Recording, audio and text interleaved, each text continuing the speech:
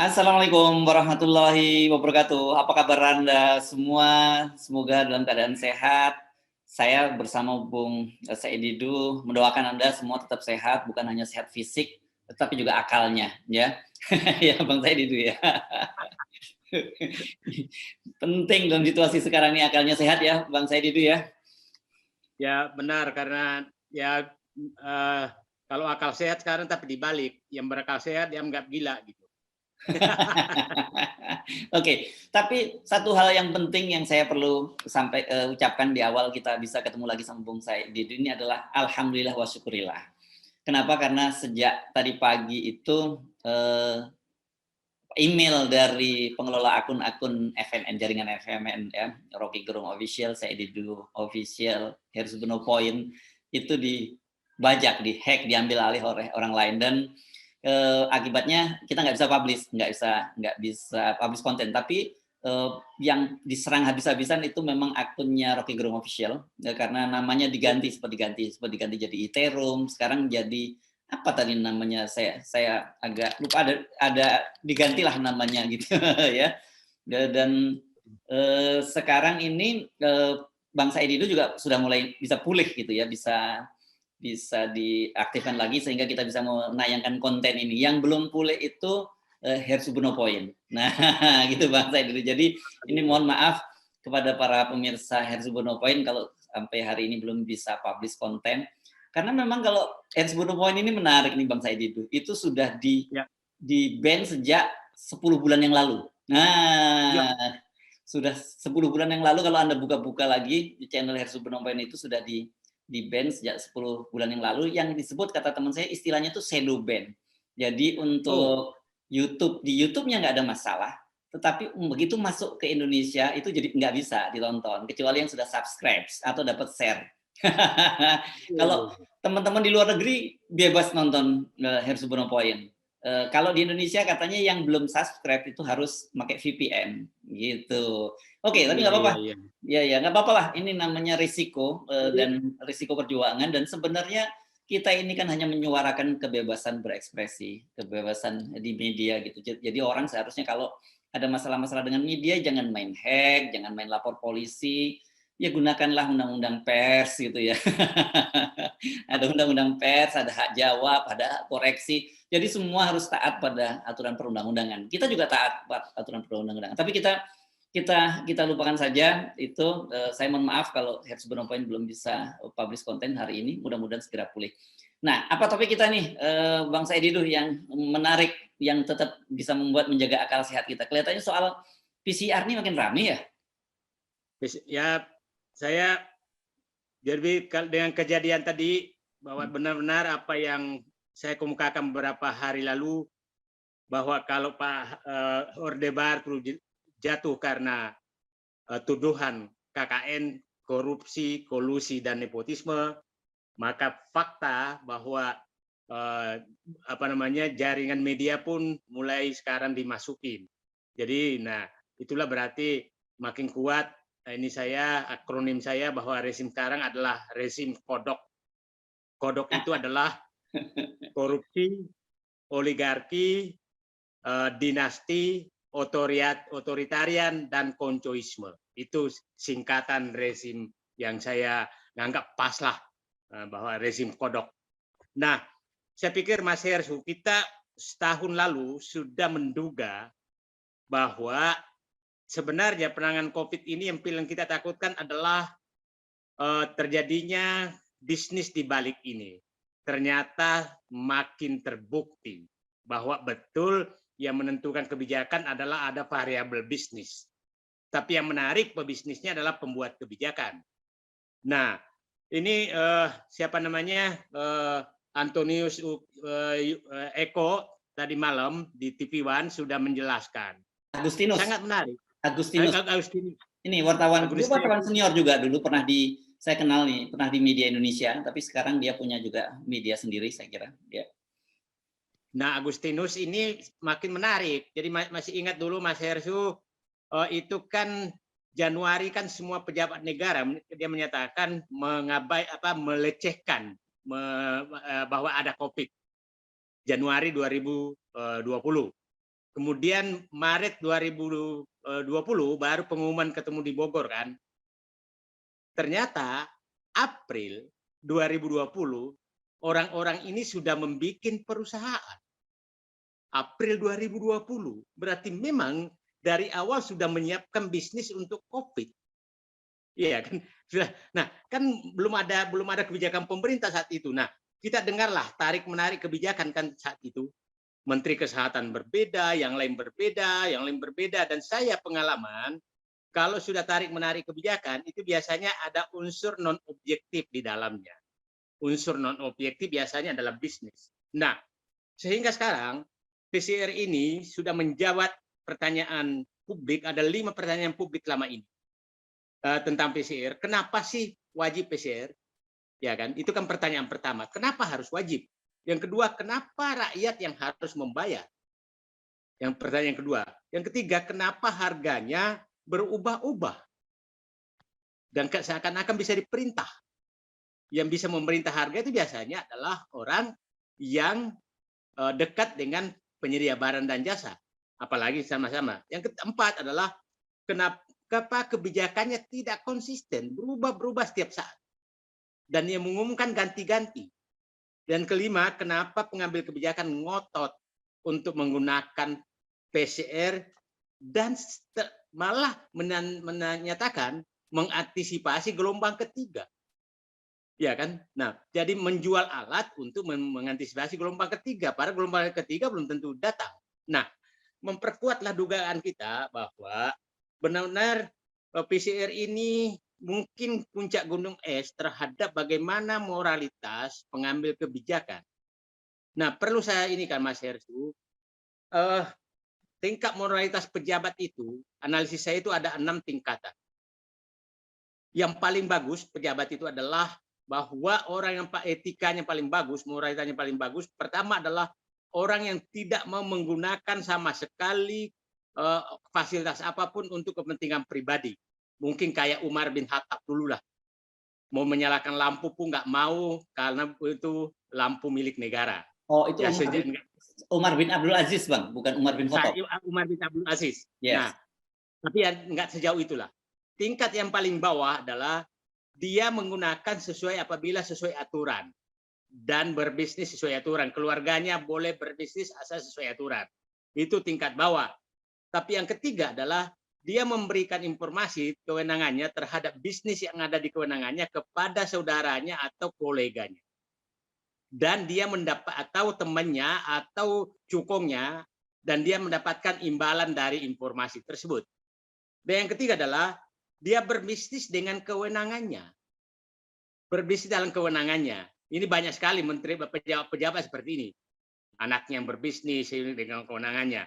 Yang kelima adalah membuat bisnis dan membuat kebijakan untuk meluncurkan bisnisnya, untuk melancarkan bisnisnya. Itu yang kelima. Yang paling jelek tingkatan keenam moralnya adalah membuat bisnis dan membuat aturan untuk memanfaatkan kondisi bencana yang dialami masyarakat. Nah, saya pikir ini tingkat moral paling rendah. Jadi saya mohon maaf, siapapun pengambil kebijakan yang berbisnis memanfaatkan bencana, baik menyuruh rakyat membayar atau menggunakan APBN, maka itu adalah menurut saya, mohon maaf, perbuatan biadab. Itu moralitas terendah. Itu. Nah, itu kita kira Marseille saya lihat dan perlu kita ini sekarang Marseille sekarang dengan kejadian PCR ini, maka kita harus menelusuri juga antigen. Siapa tahu modusnya sama. Yang kedua adalah vaksin, termasuk vaksin berbayar. Yang ketiga, pengadaan alat kesehatan yang dilakukan oleh seluruh lembaga kementerian lembaga selama COVID ini. Nah, yang ketiga adalah dana pemulihan ekonomi nasional. Karena biasanya kalau sudah ada salah satu pengambil kebijakan berbisnis, maka yang lain juga harus kebagian. Jadi siapa tahu COVID ini seluruh kekuasaan sudah mendapat bagian dan membagi-bagi.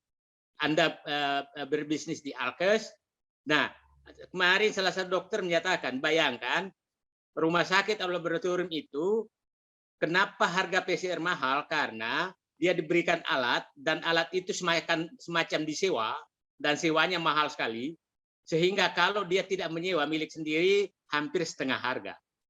Dan tadi malam juga dokter sudah menyatakan harga 495.000 itu kosnya sebenarnya paling ini 200.000, jadi 50% untungnya. 50% untungnya. Nah, itu nah, yang menarik Mas Hersu kita harus telusuri juga adalah, jadi maksud saya gini, mari ini harus bisnis COVID ini harus dibongkar. Nah, coba gini Mas. Sekarang kita tahu banyak sekali vaksin-vaksin yang gratis dari berbagai negara. Tapi ada vaksin berbayar. Nah, problemnya vaksin berbayar itu dari mana sumbernya? Kan tidak pernah membeli vaksin. Siapa tahu vaksin hibah dari negara lain dijual. Nah, itu juga harus ditelusuri. Nah, contoh saja juga pembelian kalau nggak salah negara lain itu membeli vaksin Sinovac itu $3 sampai $4. Indonesia, Bio Farma membeli $11. Itu juga harus ditelusuri. Siapa yang membeli seperti itu? Dan menurut saya ini harus ada audit investigasi ke semua bisnis yang terkait dengan penanganan COVID. Itu Mas Hersu. Oke, saya balik sedikit ke soal PCR dan bisnisnya para pejabat tadi ya. Kebetulan saya mengikuti itu perdebatan antara Agustinus Edi dengan staf khusus Menteri BUMN ya, Arya Sinulinga yang di studio menyatakan bahwa beban kami ini sangat berat begitu ya. Dan dia menyatakan bahwa itu urusannya adalah yayasan gitu. Jadi itu ada semacam, jadi kalau yayasan itu bukan berbisnis gitu. Kan argumennya begitu tuh Bang Saidi Dum. Ya. Jadi ada pertanyaan menurut saya, sudah punya yayasan, katanya nggak mau berbisnis, kenapa membentuk PT? Yayasannya aja langsung membagi kalau memang ada keinginan membantu pemerintah, ya kan? Kita harus ingat Mas Hersu. Tapi yang menarik kan Agustinus juga kan membuka bahwa bikin surat utang kan bulan Juli puluhan miliar kan. Nah, yayasan itu ada berbagai cara, Mas. Memang untuk menyembunyikan, bisa juga untuk pencucian pajak. Jadi perusahaan lain membawa ke sana untuk mencuci pajaknya. Nah, padahal di sana yayasan ini berbisnis gitu loh. Jadi menurut saya ini harus dibuka supaya berikutnya jangan menjadi modus. Atau siapa tahu ada modus lain yang sudah sangat terjadi. Karena saling membagi maka saling menutupi. Yang perlu kita curigai juga, Mas Hersu, kenapa sih ngotot sekali memasukkan di Undang-Undang Nomor 2 Tahun 2020 tentang COVID bahwa pejabat tidak boleh dipidanakan selama punya itikat baik. Nah, perlu saya jelaskan di sini, Mas Hersu. Kita harus tahu ada namanya good governance, ada good corporate governance. Good governance tidak mengenal itikat baik, tidak mengenal. Karena itu uang publik.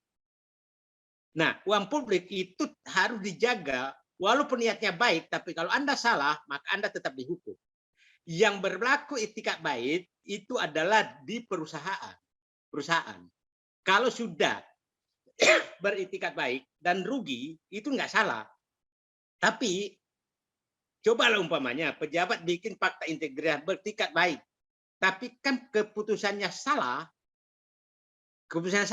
maka tetap masalah. Saya kasih contoh begini, adakah orang membangun jembatan tidak bertikat baik? Adakah? Kalau jembatan itu dibangun sembrono dan runtuh dan orang mati, apakah yang pembuatnya bebas pidana? Oke, itu pertanyaan yang paling dasar, bahwa tidak boleh digunakan itikat baik itu membebaskan orang dari tuntutan pidana apabila terkait dengan publik. Contoh tadi jembatan.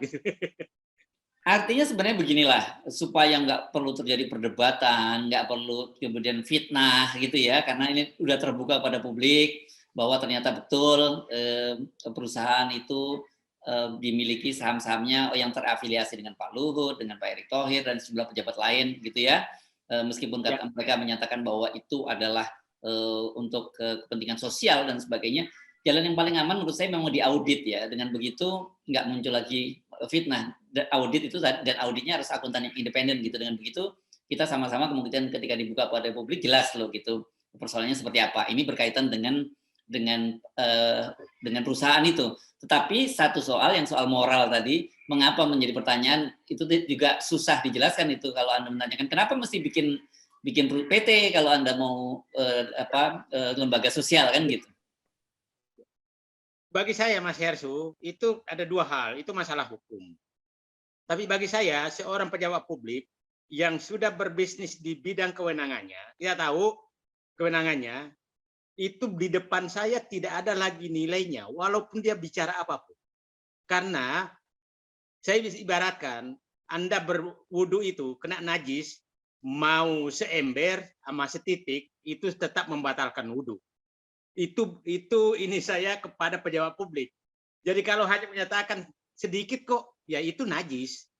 Jadi pejabat publik yang berbisnis dengan kewenangannya itu adalah sudah kena najis dan wudunya sudah batal. Ya. Itu. Ya, dan apalagi kemudian ada tadi malam argumentasinya bahwa kami ini betul-betul kerja keras, bebannya berat dan sebagainya. Ya itu kan siapa yang kan Anda ketika jadi jabatan publik itu Anda justru banyak juga yang melakukan lobby untuk mendapatkan jabatan itu ya. Jadi sekarang kalau dan juga dibayar oleh negara kan, bukan gratis loh bekerja itu kan.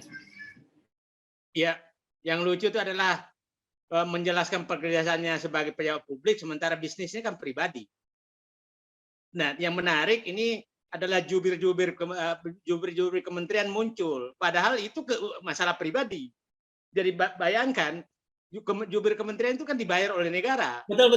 Menjelaskan, menjelaskan untuk kepentingan pribadi itu kan nggak lucu gitu loh. Itu nggak kena gitu. Jadi ini mereka ini jubir pribadi atau jubir negara, kementerian, lembaga. Gitu. Ya. Oke, jadi berkaitan PCR ini, menurut Anda apa yang harus dilakukan? Walaupun kebijakan ini sekarang dibatalkan ya, dan kita tahu dari laporan-laporan media ini bakal banyak regen dan barang-barang yang berkaitan dengan PCR itu yang bakal kadaluarsa ya. Ya, saya pikir kita bersuara, publik bersuara, ya biarkanlah uang setan dimakan jin. Itu.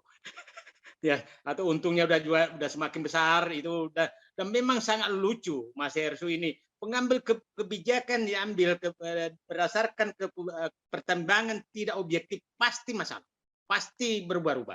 Contoh kemarin kan dengar Mas Hersu bahwa darat yang 250 km kena disuruh antigen atau PCR. Apa urusannya? Jadi saya kasih contoh begini. Saya bilang, umpamanya 250 km Jakarta tuh Brebes. Brebes umpamanya level 1.